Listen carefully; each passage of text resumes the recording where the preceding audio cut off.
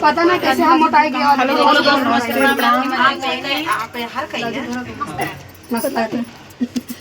मोटाई गए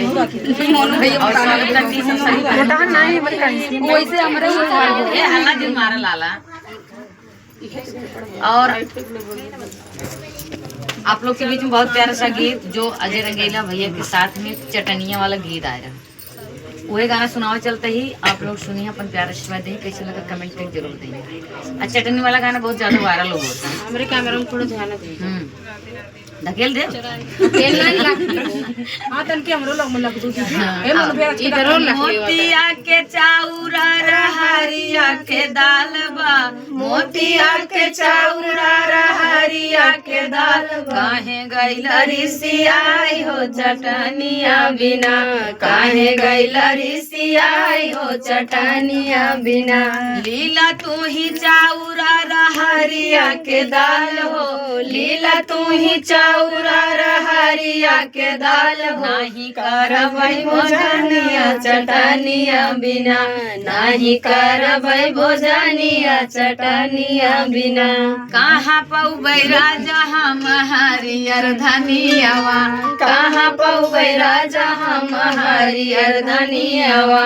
कहाँ पौबै आम के खटाइया सुना हो चटनिया बिना, काहे गइला रिसियाई हो चटनिया बिना, काहे गइला रिसियाई हो चटनिया बिना, कोई घर पौधा न हरियर धनियावा, कोई घर पौधा न हरियर धनियावा, बगिया में आम के खटाइया सुना हो चटनिया बिना,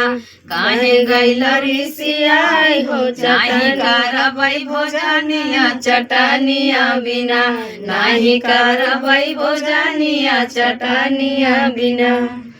कोई रीत मांगे पिया 5 रुपैया, कोई रीत मांगे पिया 5 रुपैया, ऊपर से तो हरी बहिनिया सुना हो चटनिया बिना, काहे गइला रिसियाई हो चटनिया बिना, काहे गइला रिसियाई हो चटनिया बिना, देना वधाना हो